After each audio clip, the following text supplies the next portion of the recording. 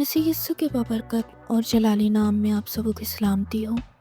میں ایک بار پھر اپنے چینل فیصل رحمت میں آپ سب کو خوش آمدید کرتا ہوں۔ سنو، ہاں جی، آپ سے ایک بات پوچھوں؟ کیا؟ شریعت کا دور کیا ہوتا ہے؟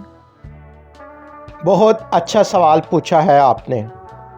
ربیوں کی ایک کہاوت تھی کہ یہودی مائیں دودھ پلانے کے ساتھ ساتھ بچے کو شریعت بھی پلا دیتی تھیں، یعنی یہودی مائیں جب بچوں کو دودھ پلاتی تھی تو ساتھ ساتھ شریعت کو اونچی آواز میں پڑھتی ہیں تاکہ بچوں کو شریعت یاد ہو جائے اور اس کے ساتھ وہ معاشرے میں ایک اچھی شہری بن سکے اور خدا کے قوانین ہمیشہ ان کو یاد ہو جائے۔ خداوند آپ کو برکت دے۔ کیا آج کی مائیں ایسا کرتی ہیں؟